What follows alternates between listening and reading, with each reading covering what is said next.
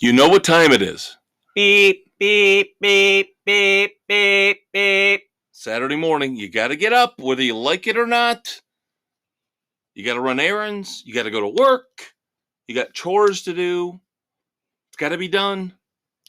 But you're suffering from last night. You know what to do. Down a couple aspirin. Get your eggs and bacon and coffee rolling. We told you this time and time again. But you don't seem to listen. So every week we have to remind you. And then, of course, you're here.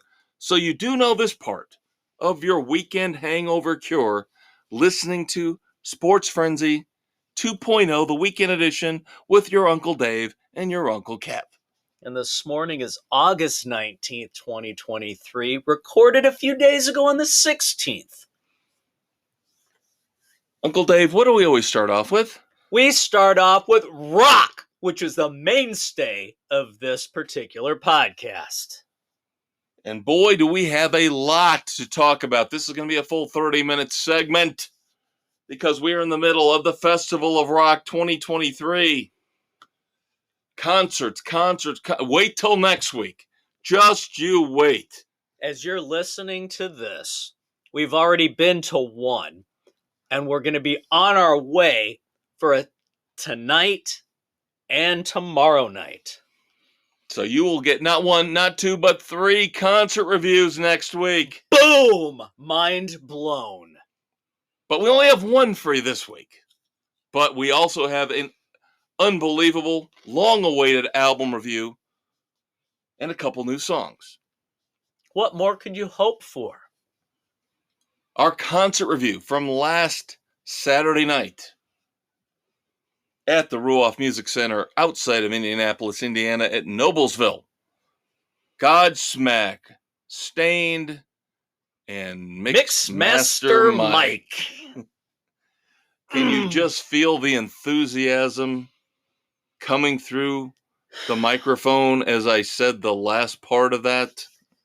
Who's Mixmaster Mike, you ask? That's what the hell we wondered, too.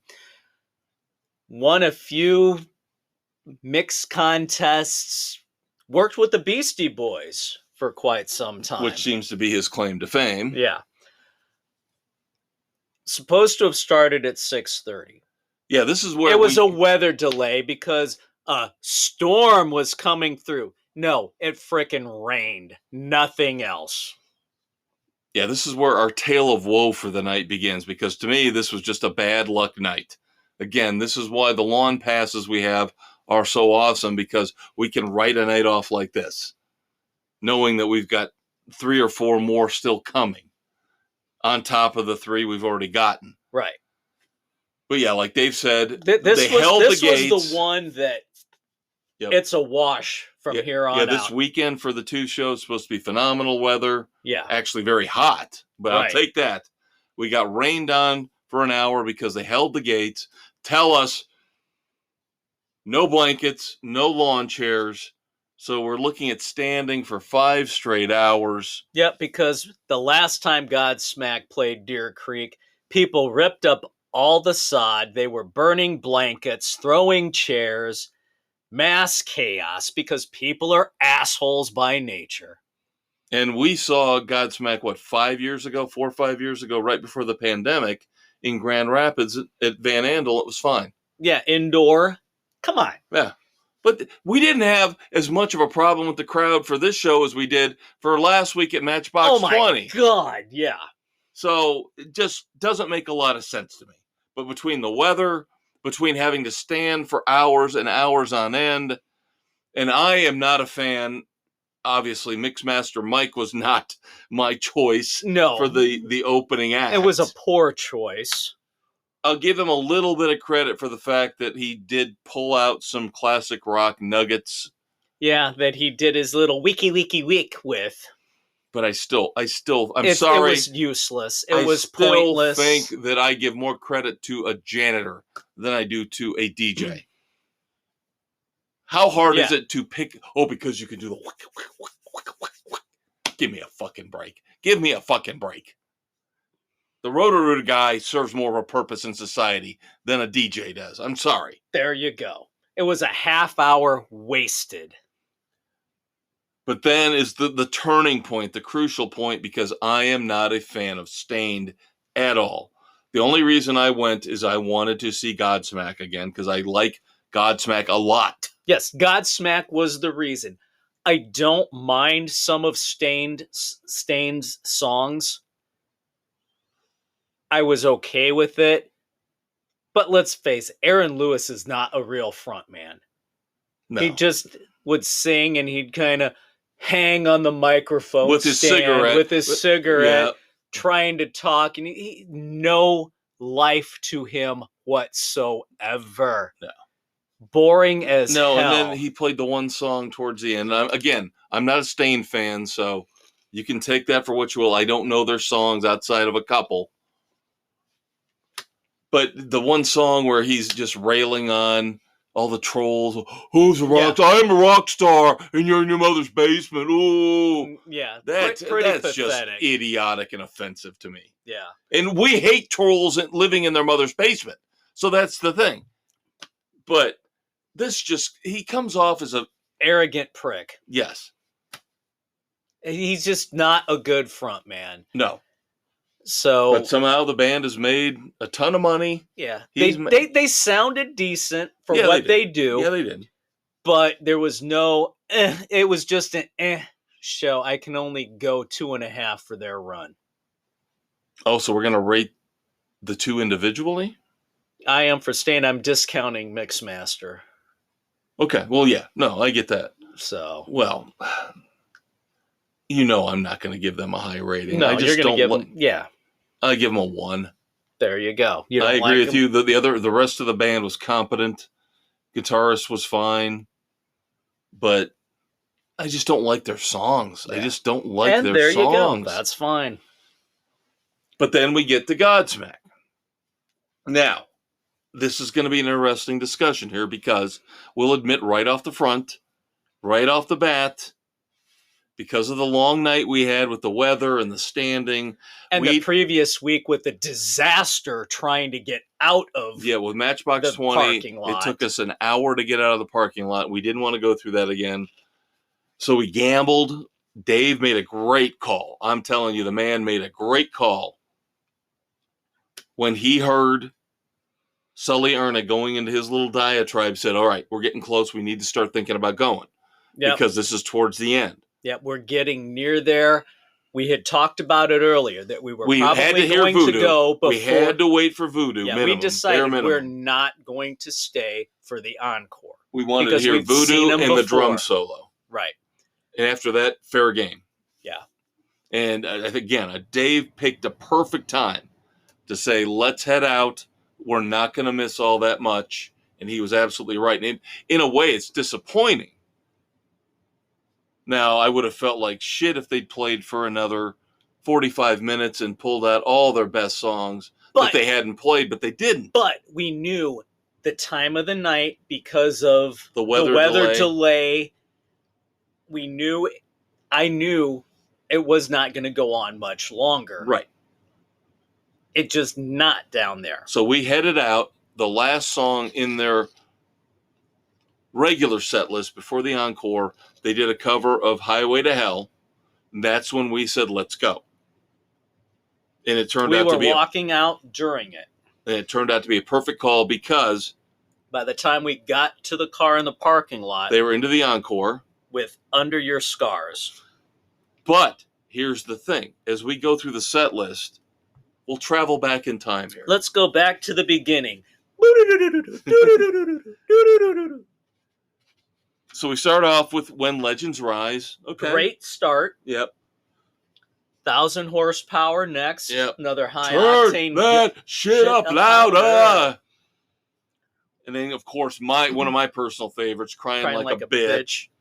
I mean, they just came out hitting you hard. Yeah. It was great. So this is no indictment of Godsmack's performance, per se. No.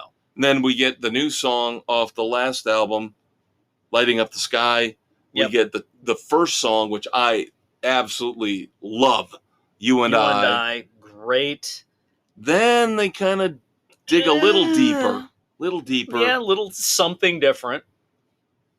And then What About Me? Not one of my favorites. No, it's just kind of eh. Awake, of course, Awake a classic. Is good.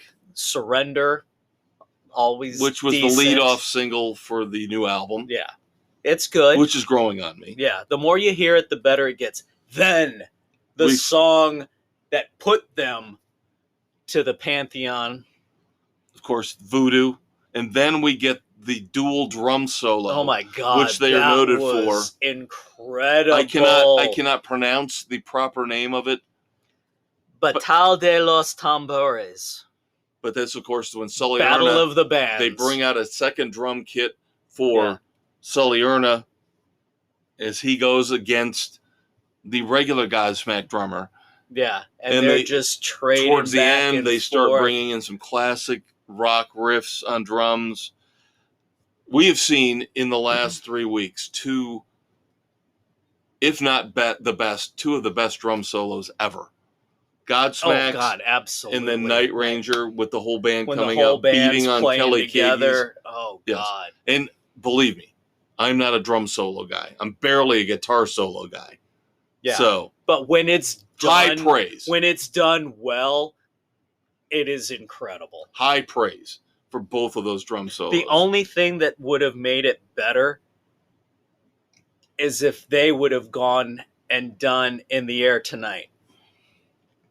Yeah, they had Tom Sawyer in there. Yeah, they which did of the course little is, Tom Sawyer in homage to Neil Peart. Right. But they could have done the In the Air Tonight. Because that is, in terms of drums, one of the most significant songs of all time. Yeah. That's a good call. And then, of course, we get an extended version of Whatever. Where the diatribe begins. They bring in a young kid to help them along, saying, "Go away!" So, yeah, we knew we're getting close. Yep, that's about the time when we said, "Okay, let's think where about." I'm like, all right, getting back an hour of our life. I'm gonna hit the bathroom. Yep. You guys give me 5. Come on down.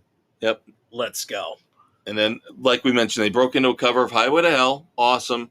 So this is the gamble. This is the risk.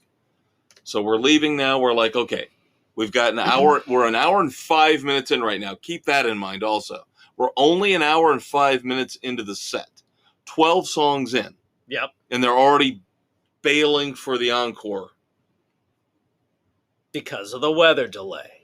We get out to the parking lot. We're hearing the first song in the encore, Under Your Scars, which I know he's got the foundation. Sully Erna has got the very admirable foundation. So this song is kind of like the theme for that. Yeah.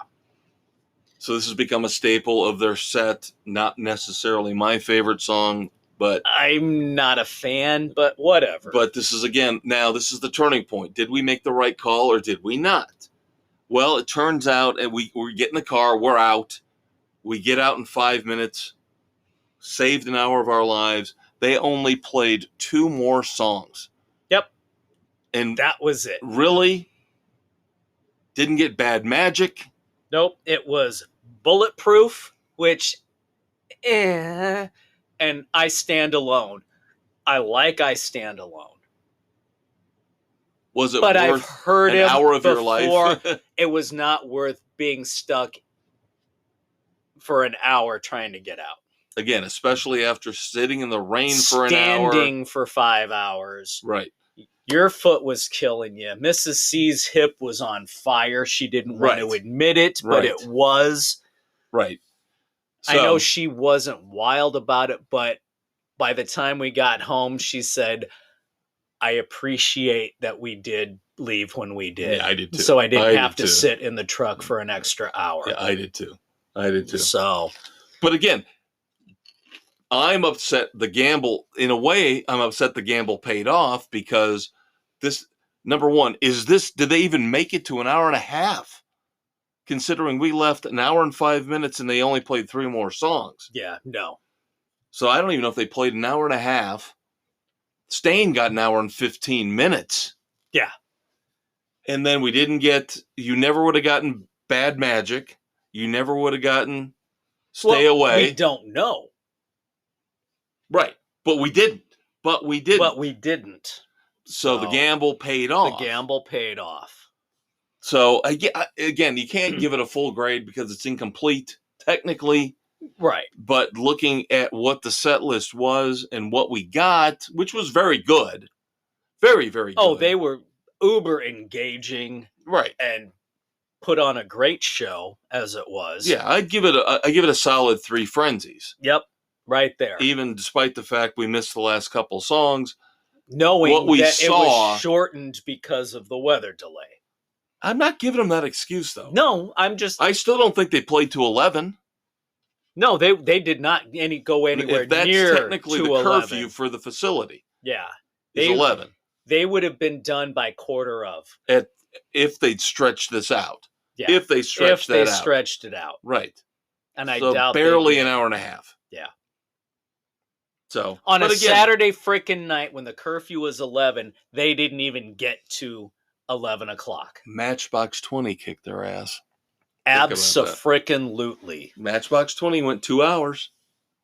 That they did. Yep. But again, what we got was solid, awesome.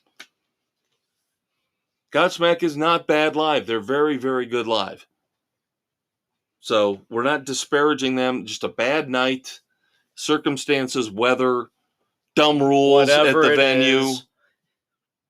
Hopefully we don't run into those again this weekend. I will have my issues with that. Yeah, we're not supposed to. Especially weather Saturday night. Should not be well, an issue. Yeah, it's fine. But I'm still standing for 5 hours is not going to work for me 2 straight nights. Right. I would hope that they allow lawn chairs or blankets. Nickelback with a country opener, I don't see being an issue. And the age of the crowd for Sunday age of the crowd for ZZ Top and Lynyrd Skynyrd. Right. Just saying. Throwing it out there, kids. Yep. All right. Time for our album review of the week. This could be, kids. It's in the running. I will say it's in the running for album of the year. Look at that! Your Uncle Dave, right off the bat. Boom! Confetti. He is in. He is all in on this. This album by The Hives, The Death of Randy Fitzsimmons, hits throughout. There's a couple that are a little less than the rest, but overall, Magnifica. Yes, we are reviewing The Hives, The Death of Randy Fitzsimmons, the first album from The Hives in a decade.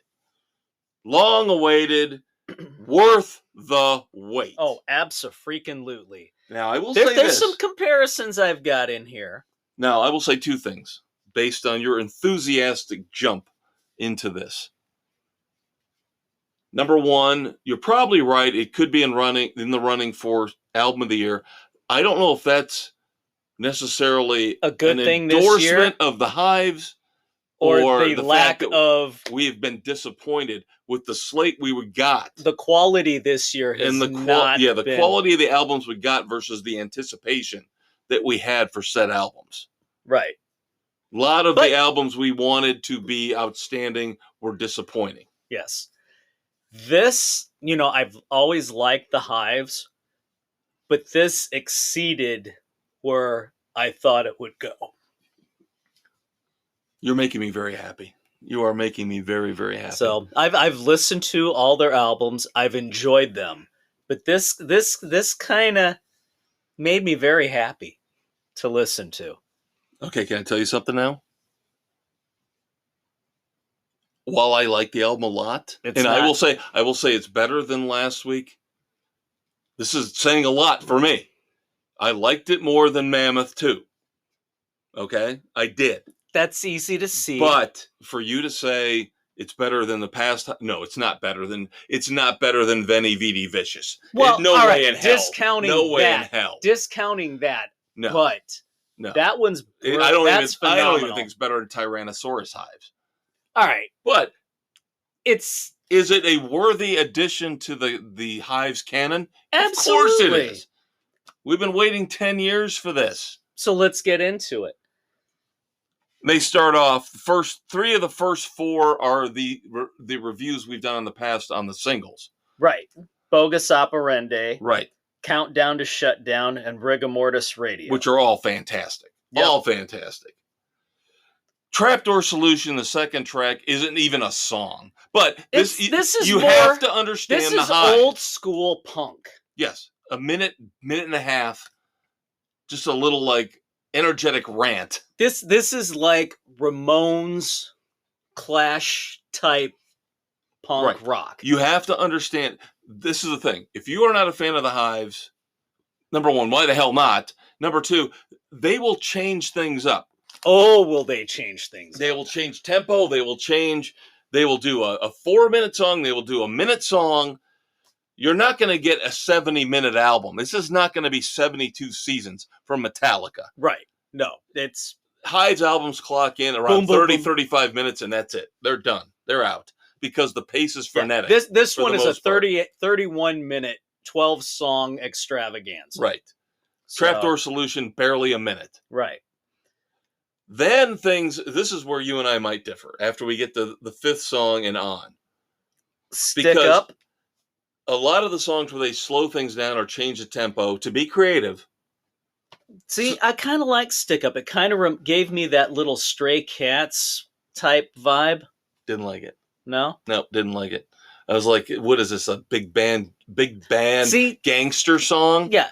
That's why it's kind of like the Stray Cats type. I don't think. No, I think you're insulting the Stray Cats. Oh wow! Yeah, I didn't like this song. See, this one was okay. I didn't mind it. It wasn't up to where the others were. All right, Smoke and Mirrors. Smoke and Mirrors, I really liked. It's okay. Really? Yeah, didn't do much for me. Then I think we start to pick the pace up again. Crash Into the Weekend, I thought was very good. I enjoyed that one. Two Kinds of Trouble is awesome. Because basically... It was okay to me. Oh, bullshit. It's brilliant. Because they keep rattling off... The first comparison, Two Kinds of Trouble, men, women, two kinds of trouble. And you're like, so what's he saying? He's bisexual? But then he starts like cops, robbers. He's basically saying people in general are shit. People are trouble. This one to me was okay. See, this was one of the best songs on the album to me. Okay. There you go. All right. What about The Way the Story Goes? The Way the Story Goes was all right. That's okay. I'm with you on that. It wasn't phenomenal. It was just okay. He a bomb, we a bomb, she a bomb, they a bomb. We're going off tonight. Party song, man! Party song! As weak as the lyrics are repetitive, it's a party song. It's brilliant. Song. It's a party song. As I have here, this should lead off their next show. This should be the first song. Awesome. That would be awesome. This should be it. It is such an awesome party We're going off tonight. Yep. What do we want to do? Go off! What do we not want to do? Not go off! I love lyrically, it's so simplistic. Lyrically, it sucks, but it's a brilliant song. For fun. Just for fun. Just to kick off a night of absolute fun, you gotta love it. Now, the next song to me is the linchpin. The next song to me is where they change tempo and it works. What Did I Ever Do to You, to me, is brilliant. It is. I love the lyrics for it. I'm still kind of I have to listen to it more. See, I thought this was the one, you like Stick Up more than I did, but this is the one where they changed things up. Didn't go for the punk party vibe that works. And usually you do one every album that works like this. Yeah. And that was I have to listen to this more. I appreciated where they were going, but I have to listen to it a couple more times. Then we close out with Step Out of the Way. Solid, not the best closing song, but not the worst. It's not horrible. Right. But it's good. It's good. So I will give The Death of Randy Fitzsimmons a strong 3 frenzies. See, a solid 3, weakish 3.5. I didn't want to bring you down from your high. I mean, I enjoyed it. You don't really expect me to be right with you. I expected you to be up there. Again, I'm very critical of the bands I love. It's 10 years. I have standards. This one is All not right, quite as George. good as some of the classic Hives albums, but still, I'm taking it. I'm fine with it. This was good. You have to listen to this one. It Death is. of It's- Randy Fitzsimmons. Right, again, remember, cutoff is 2.5, so a strong 3 is still a recommendation. Right. All right, There's some very good stuff on this, kids. Yes. 2 songs. First off, the return of Dokken. Fugitive. A new album, Heaven Comes Down, out in a couple months. First single is Fugitive. It's Dokken. It's got that mellow tempo to it. Don's still a little weak on the vocals, but he's been weak on the vocals since he was 18 years old. Yeah, he's always been weak on the vocals, so that's not a surprise. Yes.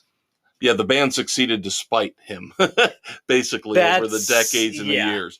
But I love the guitar. It's not George Lynch. It's not Jeff Pilson. It's not Wild Mick Brown. Completely different surrounding cast for Don Dokken. Yeah, but they pulled it off well. I love the guitar work on this. I love the guitar riff. Very good. Lyrics are a little repetitive. But that's what you expect with Dokken. Yep. I give it 3. It's a solid 3 frenzies. Right where I'm at with it as well. I like it. I want more. I want more. Give me more. It's Dokken. It didn't disappoint. No, exactly. You get what you expect. Right. And I'm happy with it. I am too. Absolutely agree 100%. Then we move on to Alice Cooper's next single, Welcome to the Show. Third single off their Welcome upcoming to the Show. I didn't like this one as much as the first 2. No, this... I don't know with this one. Well, you didn't have number 1. Last single had Tom Morello on guitar. Right. Which was a drawing point for me, at least. Yeah. Alice is talking more than he's singing at this point. Agreed. And that kind of brings it down. The lyrics are classic Alice Cooper, but he's not giving it the singing that he used to. Yeah, this one didn't get me. I didn't get this one. Yeah, there's just something a little bit off with it.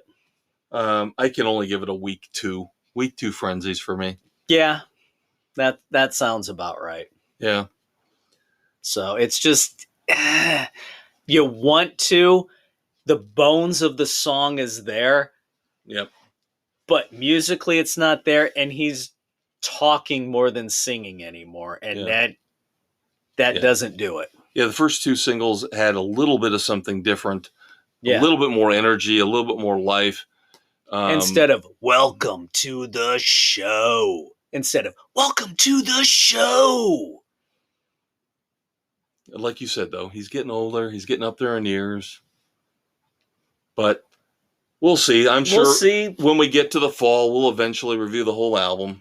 We will. We have to. It feels like an obligation. It feels like it's written in the code of Sports Frenzy weekend edition episodes where we have to review Alice Cooper. He is... He is a rock god. There's nothing wrong with that. He is a classic rock god that you have to give. We have the same thing written in stone for about 30 or 40 other bands. Exactly. The Hives, Mammoth, Alter Bridge, you name it. So we have Maiden, to do it. whoever. We may not always like it, but we're obligated to give it to you. Yes. So, next week, do not forget, do not expect new music. No, there's no music. Because it is all concert reviews for 30 minutes. We are on the frickin' road, people. 30 minutes of concert reviews next week. We'll barely have time to get our shows in. Extreme and Living Color, Nickelback, and ZZ Top with Leonard Skinner. All for you next week. Boom. 30 minutes of live rock and roll reviews for you. This is an episode next week you do not want to miss. This is epic, kids. All right. Movie reviews coming up after this quick little break. We'll be back. Hello, I am James Cameron, prestigious film director. And since it takes me over a decade to make a movie, I've got plenty of time between takes to listen to my favorite podcast, Sports Frenzy 2.0. on Spotify, Google, Radio Public, Pocket Casts, Apple, Overcast, Castbox, Stitcher, Amazon, and Audible. Hey, wait, I'm having an epiphany. I have a new idea. Summer of 2035. Blue robots from the future on a doomed ocean liner. Oh, brilliant. Where's Arnold? Get me Schwarzenegger. What about DiCaprio? Oh, what about Edward Furlong? We know he's not doing anything. All right, kids. By now, you're starting to feel a little bit better here Saturday morning, August 19th, 2023. It's time for movie reviews, kids, on Spotify, Google, Radio Public, Pocket Cast, Amazon, Audible, iHeart, Apple, Overcast, Castbox, and Stitcher for the second to last time. God, that breaks my heart. Yep. We're losing a member of the Sports Frenzy family. We are. Know? It feels like we're putting it down and burying it in a shoebox in the backyard. Here lies Stitcher. We put our heart and soul into Stitcher. We tried to give them a little more oomph. We gave them the love. We gave them all the love. And what do we get? A failed company. A failed platform that will no longer carry us. Even though iHeartRadio came on a couple months ago, and they did, but it just doesn't have iHeartRadio. It doesn't work. Nothing works. We'll figure something out. We got a little bit of time. I'll have to play with this, and don't expect miracles, though. Well, Spotify, our main platform, should replace them. Should find a replacement. You would hope. You know what? There may be some tweaking in the lineup. So we'll see. I got some thoughts, but that does not detract from movie reviews. Last Friday, the family and I went out to the theaters to see Last Voyage of the Demeter, based on Bram Stoker's Dracula novel. Believe it or not, this is only a couple of pages in one chapter of the book, and they stretched it out to 2 hours of intense horror suspense. It's kind of a checkbox movie. The one character's African British, I guess, is how you would describe him. A doctor in the 1890s. Okay. There you go. Intelligent. One of the heroes of the story. And then, of course, you have the female who's on board as the sustaining force for Dracula during the voyage from Romania to England. But lo, they find her, nurse her back to health. I tell you what, the suspense, there were a lot of points where they really hit you at the right points to make you jump and gasp. And they do things you do not expect. It does not go the way you think a modern movie would go. I was very pleased with this overall. The pacing is great. I mean, just a month-long cruise, month-long sail. Month-long cruise with Dracula. With Dracula. But no, it's just, they do a very good job with it. It moves along. It does not feel like a 2-hour movie. It moves very quick. The pacing is brilliantly done. It's one of the best horror movies I've seen in a very, very long time. I will recommend this one. I will give it 3.5 frenzies. Ooh, very high praise. Yes, And they do lead in the way it leaves off.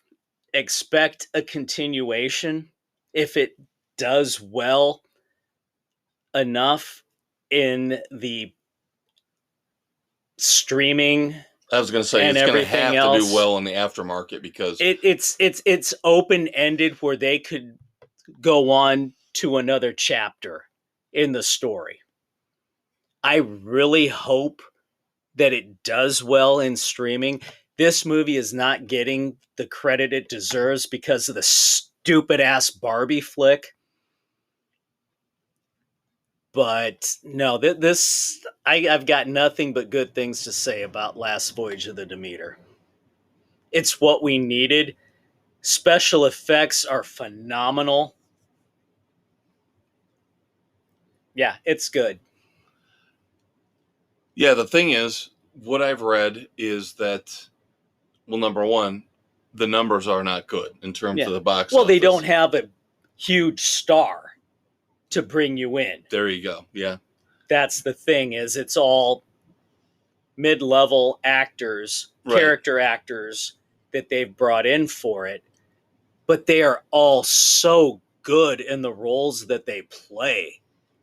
And the cinematography is phenomenal. And then you're getting the mixed messages with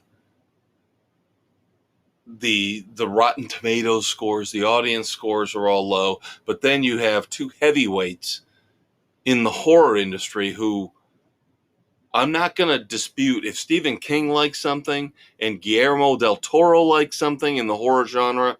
I'm going to trust them. I'm going to trust their judgment over the general public any day. Yeah, because all the crap we've gotten over the last 12, 15 years has been abysmal. This is intelligent. This is well done. It's classic. It's Dracula, for crying out loud. And they did it very well. And I'm wondering again if it doesn't have something to do with the marketing, because I know you made a valid point with the fact there's no stars in the movie. But a lot of these it hasn't been marketed well. Yeah, that's the thing. We have seen a lot of horror movies over the last few years.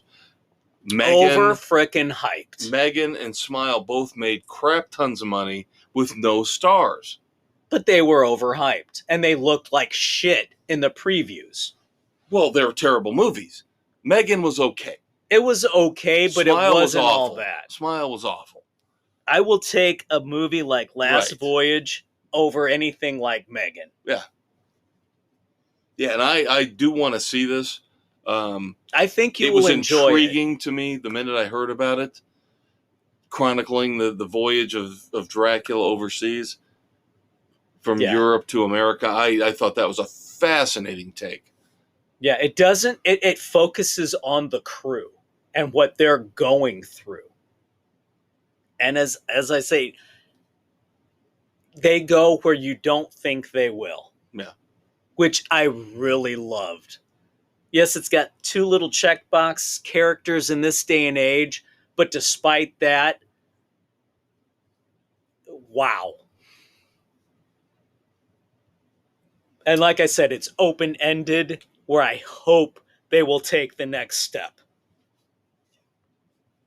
All right, before I give you my movie review of the week, let's hit some headlines, because Dave brought up one point in his review that ties into one of our big headlines.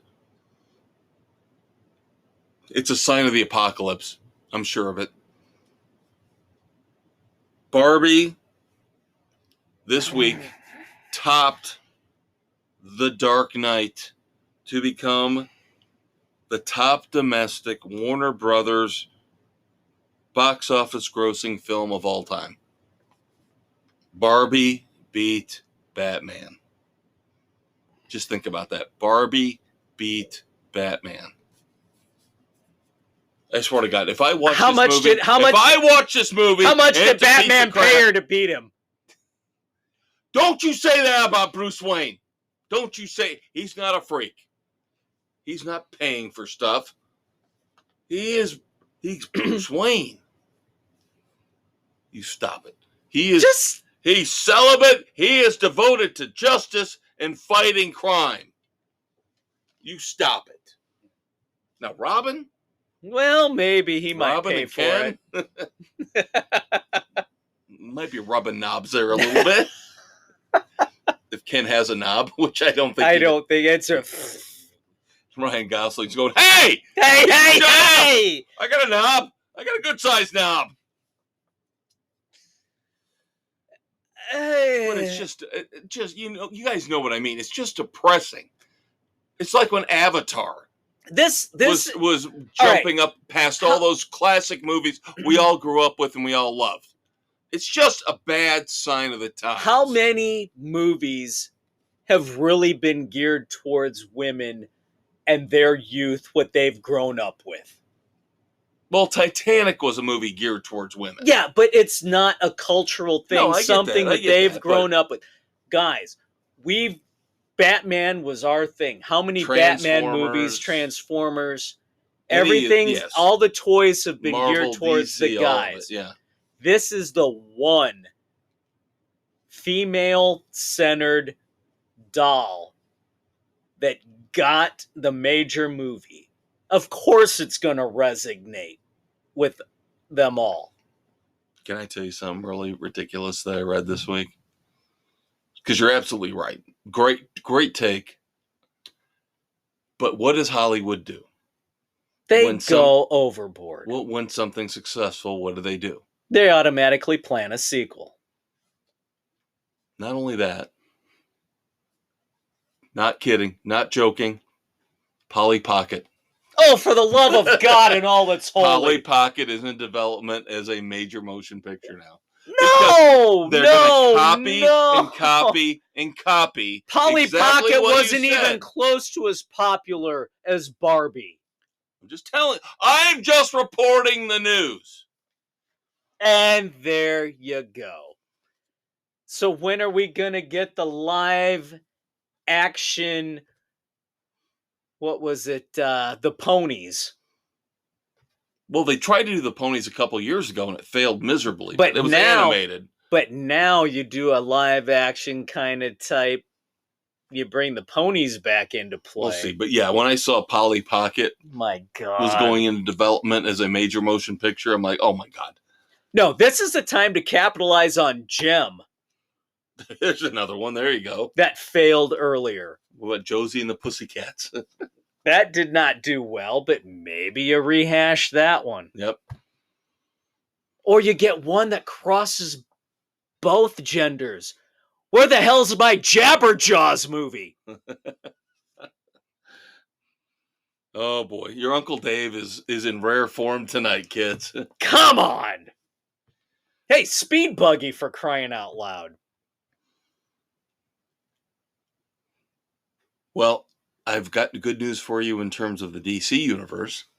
Yeah, and we got some bad news in there, too. Well, the good news is they have officially written off Wonder Woman. There will be no further Wonder Woman movies for this foreseeable, easy for you to say, future. So now we're going to get Gal Gadot playing whatever Heart in another 3 movies. Oh, the new Netflix. Yeah. I see. No, I don't care how it makes me sound. You can hate me all you want. I can't stand her accent. I can't stand it. I couldn't stand it in Wonder Woman. I can't stand it. She's got to get over the accent. She's got to. That's racist. British actors can do American accents. Why can't she do an American accent? But she's got that same awful accent. I know it's Israeli, whatever it is. In every movie, in every role, and I barely understand what she's saying. It just takes away from the... And we will get to this in a second. And I will prove that I am not being racist or I'm not ripping on her because of her heritage. Other people can do it. She can do it too.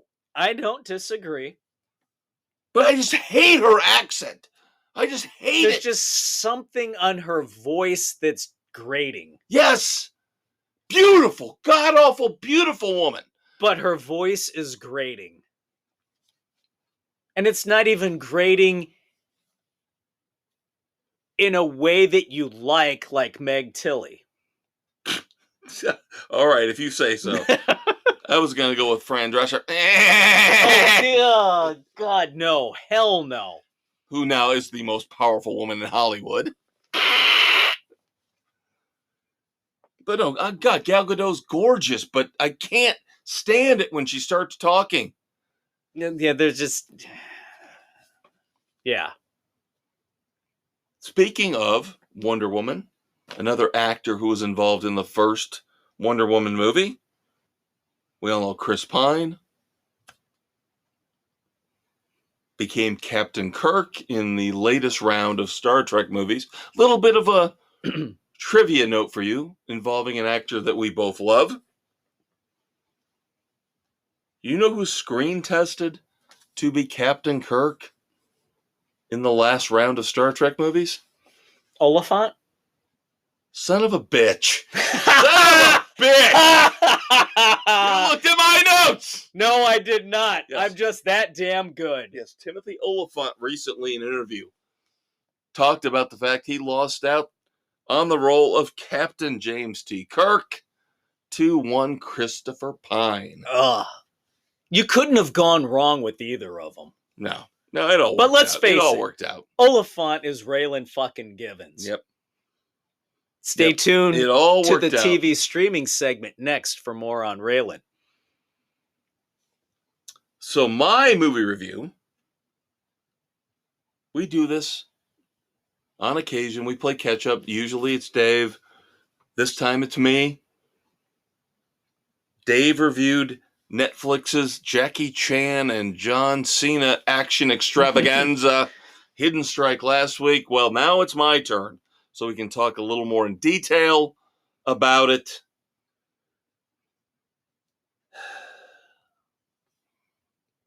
I fucking loved it! Wasn't it great? I fucking loved it! See, this is the problem. You have got to... How about her? She has got an ass on her. I would get... Yeah, you got to watch the credits, because anytime you've got a Jackie Chan the movie, shit out of that. let's go to reverse motorboat. Anytime it's a Jackie Chan movie, you've got to watch the closing credits for the bloopers and all the bonuses. Here's my thing. Number one, when I was talking about Gal Gadot and how her voice drives me crazy with her accent, could you say the same thing about Jackie Chan? Yes, but at least he tries. At least he tries. Yes, this movie has a lot of subtitles. But coming off a couple years ago when he did Skip Trace with Johnny Knoxville, which was fantastic, and now this, and I wasn't expecting much from this. Neither was I. I like this, I think, more awesome. than you. I think I like this more than you. Really? Oh, this is easy. I loved 3. it. Easy a 3. All right, there Easy, you go. A 3 frenzy movie for me. All which right, is a hearty there recommendation. you go. I thought the special effects, yes, they were fake, but they did a great job. For the most part, you couldn't tell. You got the Highway of Death. You've got... Oh, come on. The truck with the jet engine on it. Yes. I mean, boom. This is why I love Jackie Chan movies.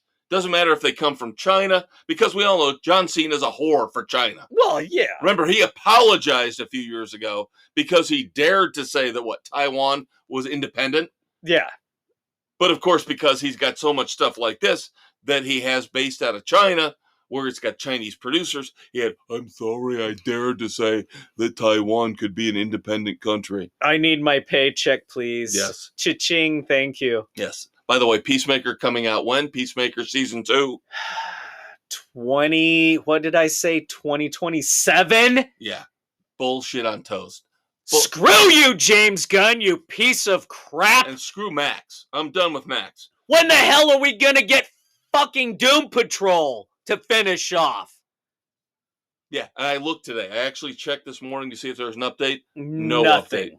No update. Go! And I'm not paying $10 for that piece of crap, Max.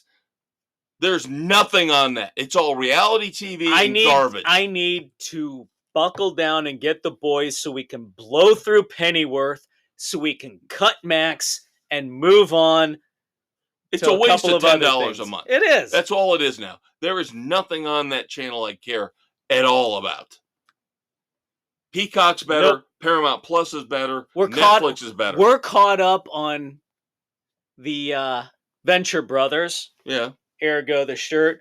We actually bought the digital copy of the movie to finish it off. So there you go. But coming back to Hidden Strike, just fun. It's just plain awesome fun. The action scenes are fantastic. The banter between Cena and Chan are classic. That's why I was comparing it to Skip Trace. Yeah. Chan needs to start doing this. He's done it with Knoxville. He's done it with Cena. Every couple of years, pick another action star to do a movie with. Yeah. And just keep that pattern going. And yes, I know he doesn't do all his own stunts anymore. You could tell there were times when there was a stunt double in there taking his place. But come on. But the dude's like, what, 95 years old? Yeah. He doesn't look 95. How many damn bones has he broken over the years? He's still the man. Jackie Chan is still the man. He is the shit. Yeah, so strong 3 frenzies for me for Hidden Strike on Netflix. There you go. If you need an hour and a half of solid, fun action, this is the movie for you. I'm glad you enjoyed it. I like how John Cena's character's name is Chris. And it's like, is it supposed to be Peacemaker? Yeah, but definitely stick around for the closing credits. Oh my God, the closing credits. Smack that ass with the reverse motorboat. Get up in there.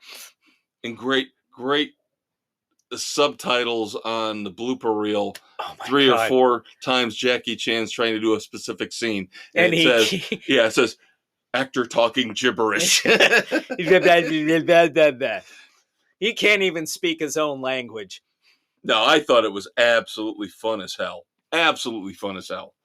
It was an enjoyable flick. So there you go, kids. 2 movie recommendations for you this weekend. Solid. Thumbs up. I said, oh shit, do I have to pay the Roger Ebert estate and the Gene Siskel estate for saying thumbs up to a movie? Probably, but fuck him. Well, I would contact our lawyer, but he's probably shit-faced over at Applebee's right now into his 15th shot of the cheapest bar whiskey they've got. So I thought I told you I don't represent your goddamn podcast anymore. No, that's not what it says on the piece of paper we have right here on the napkin. I just bought you a $14 bottle of Kessler whiskey. All right, I'm back in. We have our Max and Irma's napkin with your signature on it. Yeah. Saying you would do anything legally as long as it didn't involve a goat. Or a donkey. Yeah. Or underage people. Oh, shit, I forgot about that. What do you want me to do? I'll file a motion tomorrow. That we'll have to write. Because, goddamn it, if we got to run the world, and then we got to take care of all the legal issues surrounding running the world. There you go.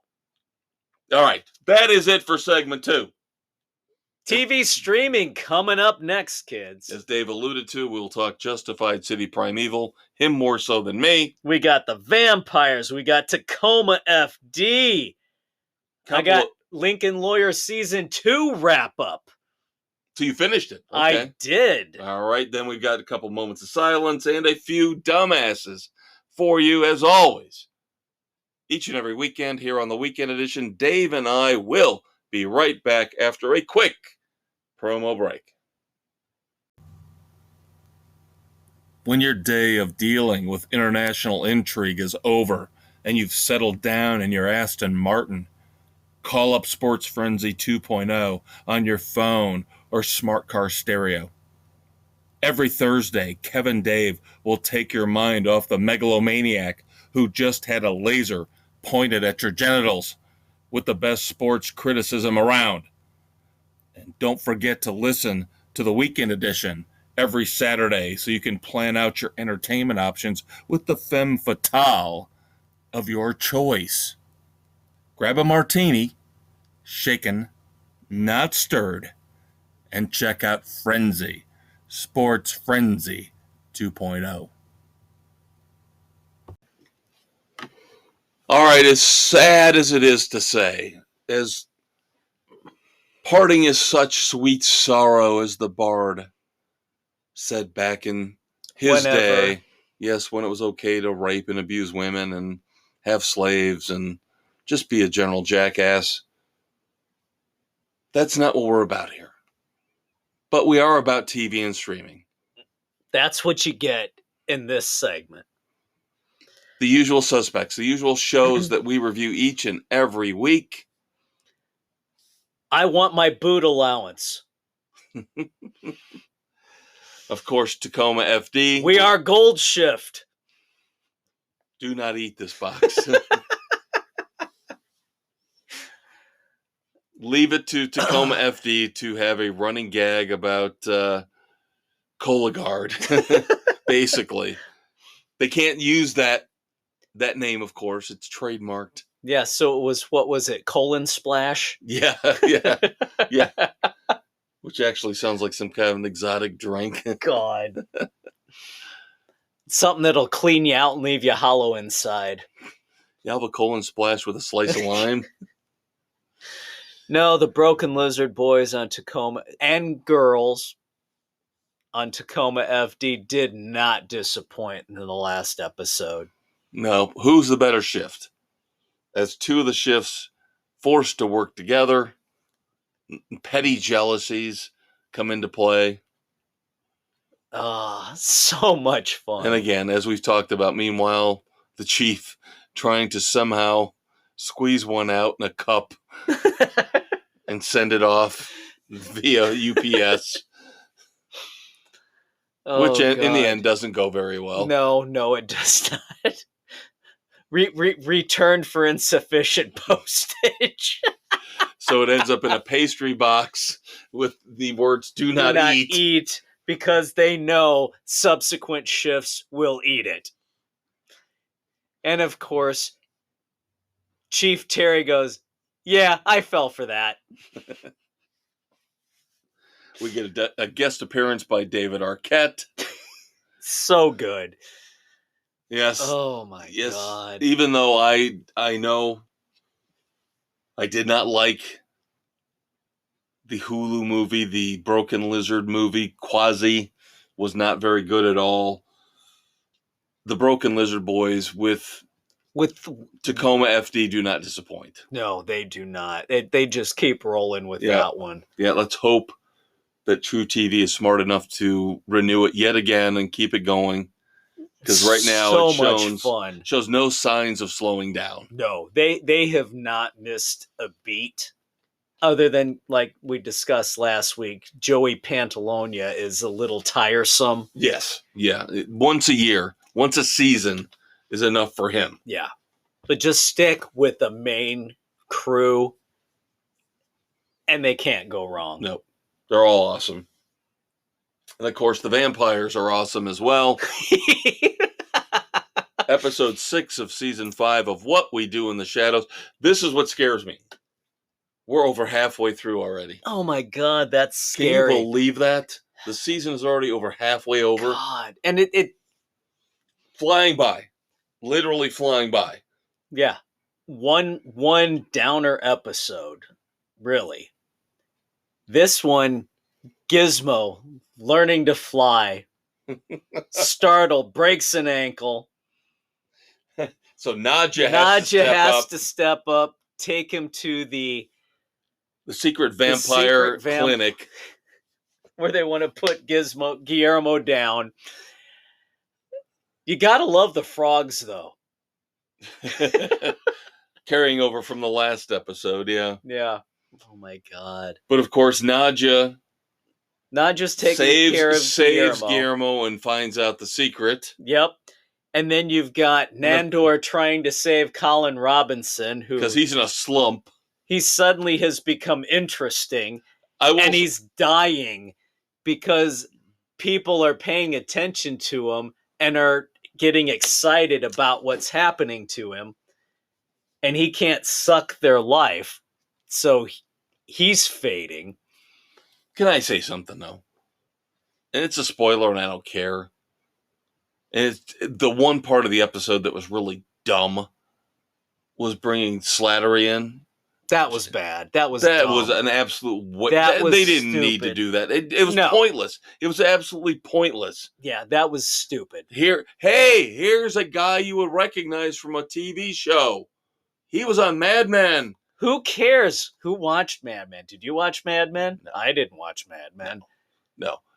But they could have cut that out, come up with some better stuff to fill the gaps. Yeah, then it would have been a great, great episode. I think they were trying to say, oh, look, we've got another vampire. But they never said that. No, they alluded with the way he kept carrying on. All right, maybe down the road if they follow up with that, that's fine. If it's a setup, but if it's a one and done, it's stupid. Just for a special guest appearance. Yeah, no. This better be a setup for down the road. Okay, I get you. I can see that. If it is, I liked it. If it's a one and done, it was pointless. Right. All right. I'm with you on that. But yeah, the whole sight of Guillermo's mangled twisted ankle. Oh my god. It looked like Robin Ventura's ankle after his preseason slide gone awry back in the day, where it's just completely going in the opposite direction. But again, I'm disappointed that we've only probably got 4 episodes left. God, no. But so far this season, very, very, very good. Very, very good. Yeah, it is. It's not been a disappointing season. And now it's all on you. You've got the rest of the stuff. Lincoln Lawyer. Good Lord. Where are you on Justified City Primeval? Barely into episode 3. Have you not been taking score? Have you not been keeping track of the fact that we've been going to see concerts each and every week? That cuts into my viewing time. We're caught up. We haven't watched. You live on 3 hours of sleep a night. Some of us need beauty sleep. It's hard to keep this look, health, appearance, looking awesome and vital and fresh and attractive. I can't live on 3 hours of sleep. I need 7 or 8. I'm already screwed tonight. I'm getting 5.5. I'm going to go to the concert tomorrow night looking like a wreck because I'm going to be on 5 hours of sleep. You're like a vampire. You just climb in the coffin for 2 hours. You come out. You're ready to go. Damn Skippy. No, I have not been able to catch up on City Primeval. All right, you're going to have to make a concerted effort at some point. I will. Yes, I will. You know I will. This is not one of those shows I'm going to stop watching. You know that. Well, then I will keep it very general. Raylan's still fucking awesome. We know that. Mr. Super Cool, nothing phases him. Just rolling right along, trying to see how he can set up the Oklahoma Madman. So things are starting to get a little interesting between the blues man, the bar owner, and their attorney. She's starting to get a little desperate, trying to find a way that she can become the next judge. And there's a little black book that might come into play. Okay. So, yeah, see, now this is part of what I was kind of expecting from the previews and from what I've seen so far. I don't know if I'm going to like this as much as you're probably going to like it. there's just some things about it that so far are not rubbing me the right way. There's some issues I have with a few of the way that a couple of the characters are written. I do love Boyd Holbrook as the bad guy. Very, very good. Yeah. Great foil for Raylan. Yeah. There's some stuff where he gets to be a little much here and there. But I know it's not. This is going to be one night for me to catch up. One Saturday night where we don't have a concert. Probably next Saturday night, and I'll watch like 4 episodes and catch up. You're off on Monday. You're good. Oh, I am off on Monday. Yeah. Damn. There you go. Oh no, wait! I have to enter the fantasy football draft results, and I have to do the updated spreadsheet, and I have to set up the picks for the first week of football. You want me to enter? No, I'll do it. Then I'm going to have to do it at work, too. Jesus Christ. It's amazing. The effort I put in for nothing. Nothing. He's crying. I just offered. You heard it. I have a martyr. I have a martyr complex. He does. All right. Manuel Garcia Rolfo playing Mickey Holler in Netflix's The Lincoln Lawyer. Just finished season 2 here as we tape on the 16th. I finished it the 15th. Man, this one goes a lot of different directions. You've got a couple of different storylines going on. So Mickey and his first ex-wife are out to dinner where he's suddenly presented compliments of the chef with a crap ton of food at the place they're at because he's recognized by everybody.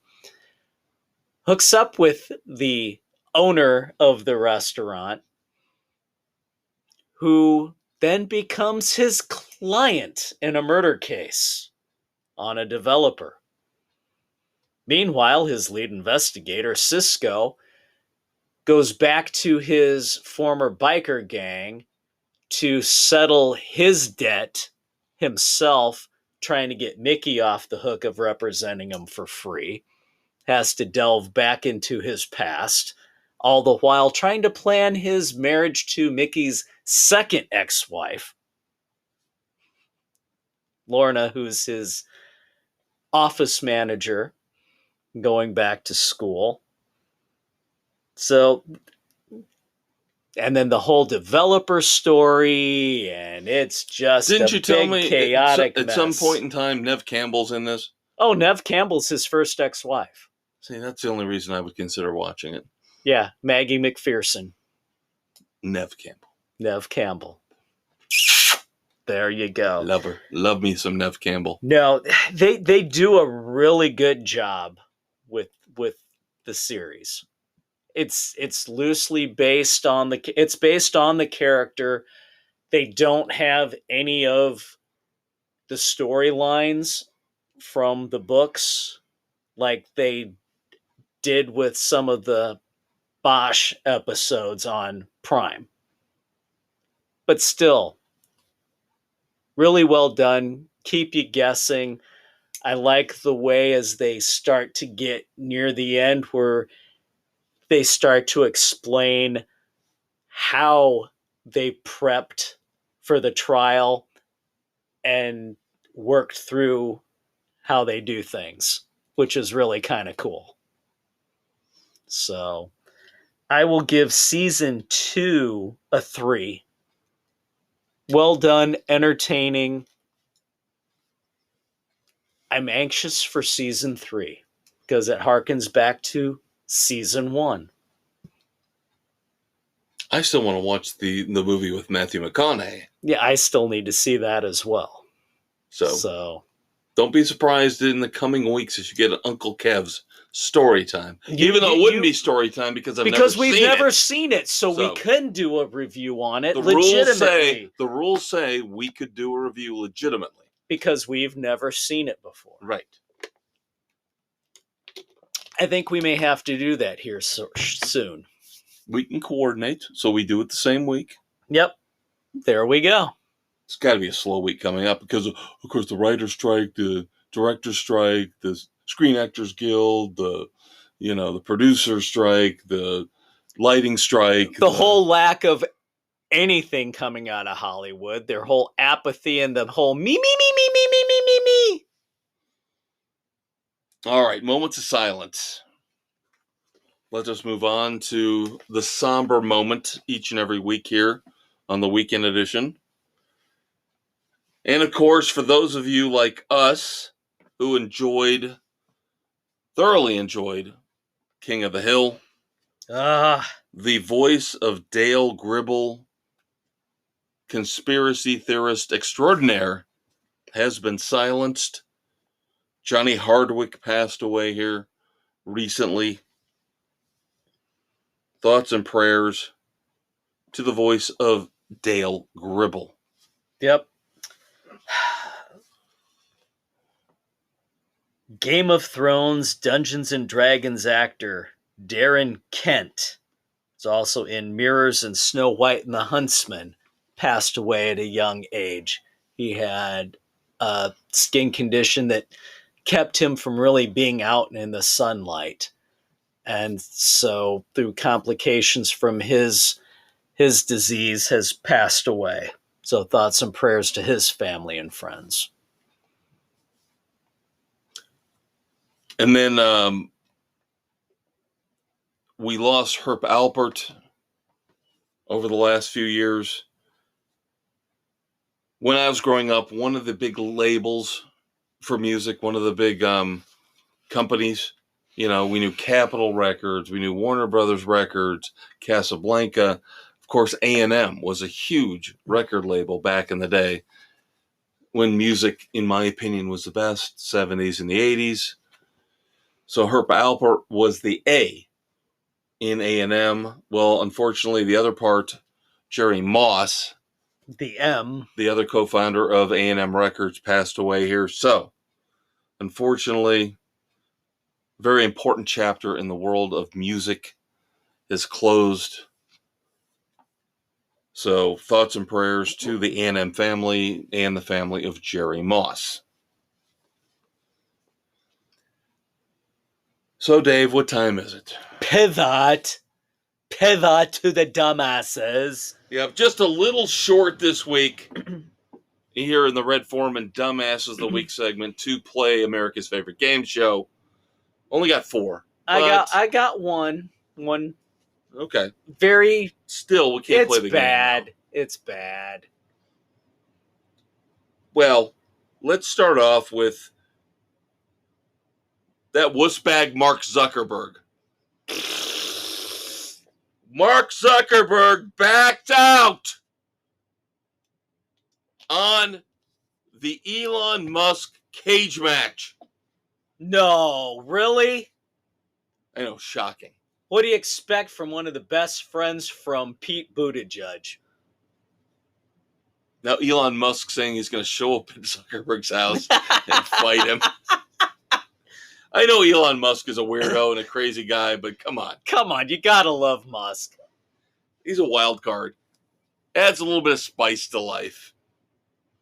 So Mark Zuckerberg, you're a dumbass until you fight Elon Musk. You know, Elon Musk is that X Factor. Yeah. Yeah. Very clever, Dave. I thought you'd like that one. I still hear people going, I miss the bird. I want the bird back. X this. Oh, boy. Okay, we had Bud Light. We had Ben and Jerry's. Now we've got Skittles. Skittles now becomes a dumbass this week. They're the latest to go woke. Big time. Now, of course, it's already built into their advertising campaign. Taste the rainbow. They've been like this for years, so I'm not faulting them for that.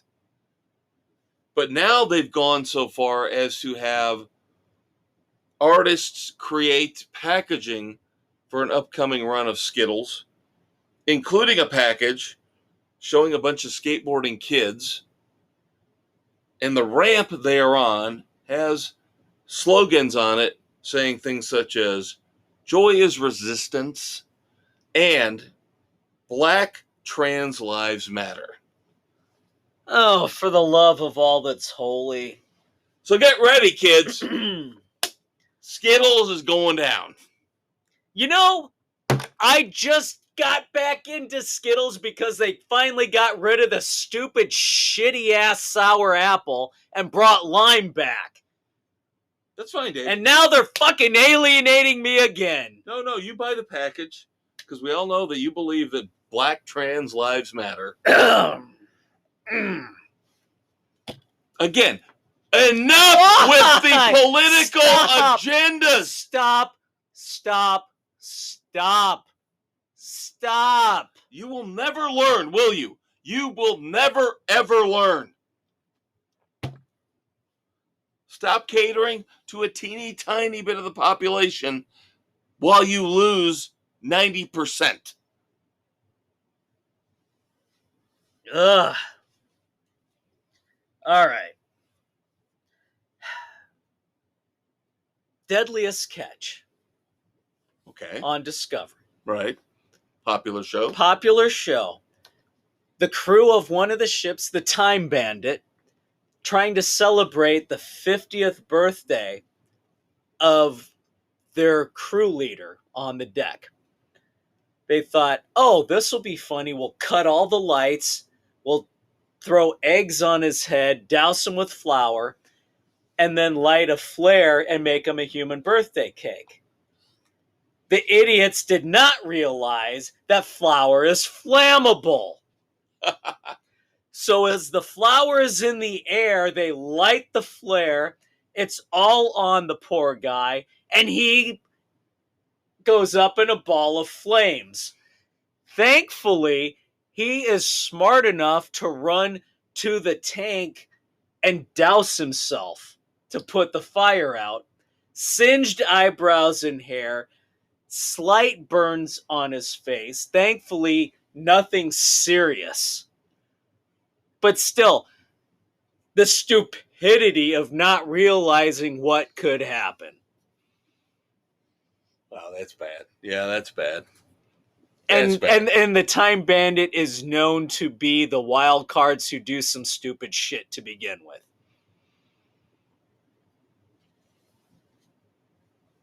Yeah, wow. Yeah. Yeah. Poor Manny. Yeah. Set some people on fire. Yep. Good times. There you go. Dumbasses on parade. Hey, Dave, what did you think? Did you ever watch the first Shazam movie? Hell no.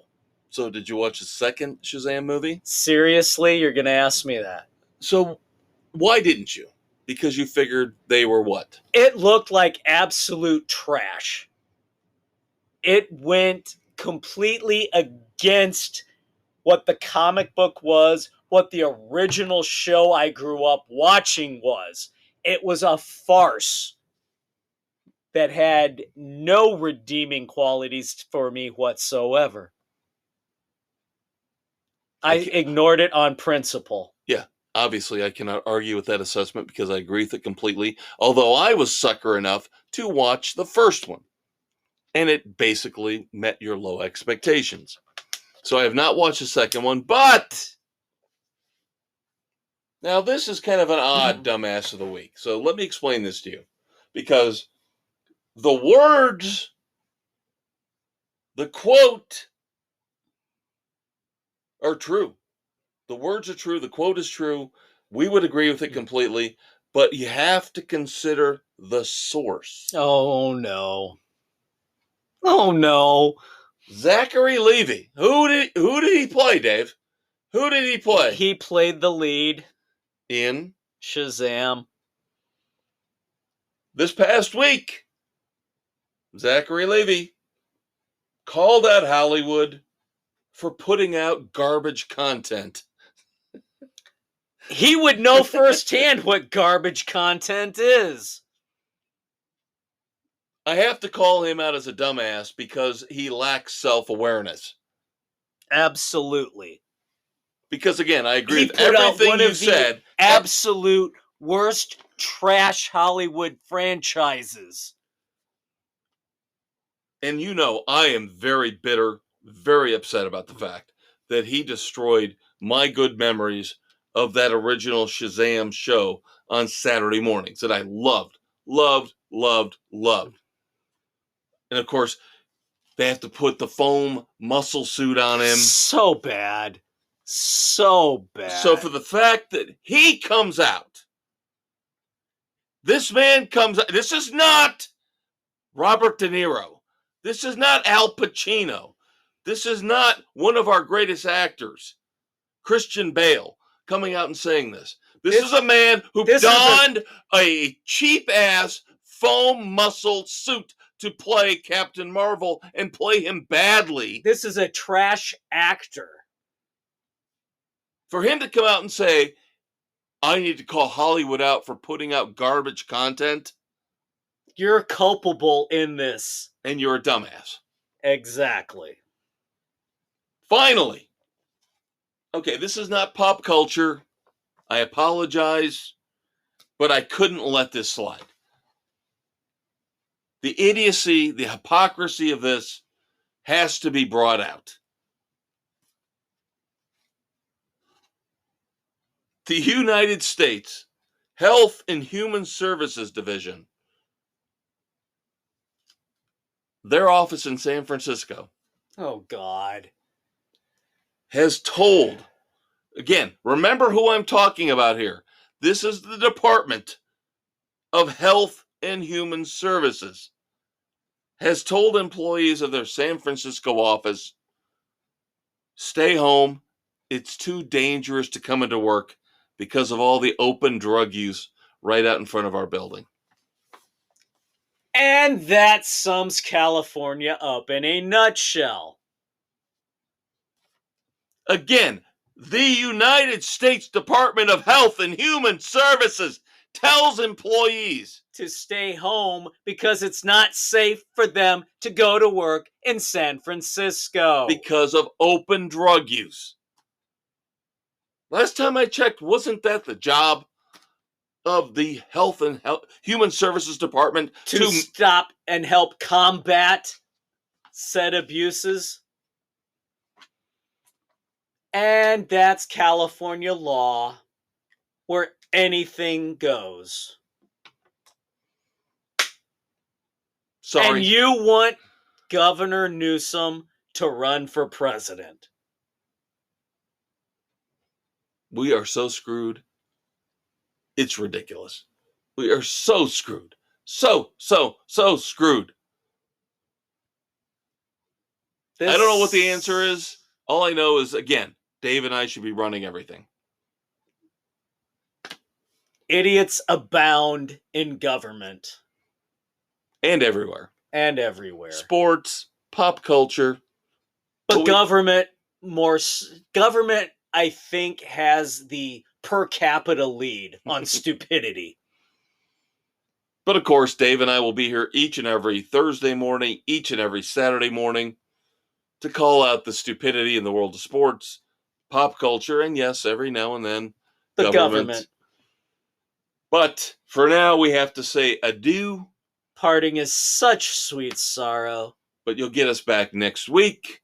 And as we mentioned, mega awesome weekend edition next week. Super-size concert review. You do not want to miss that. Then after that, the next week, finally, bucket list, The Offspring. Boom!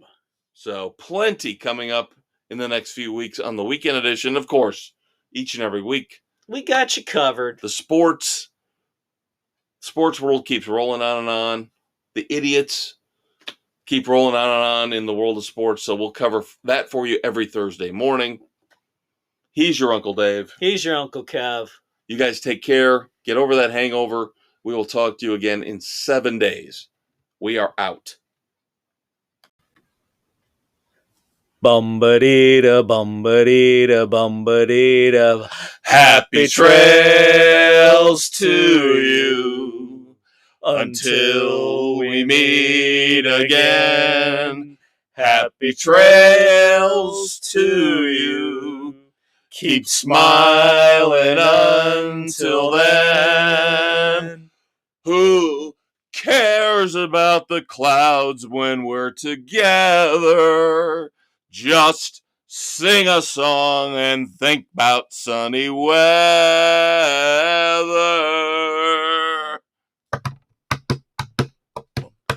Happy trails to you until we meet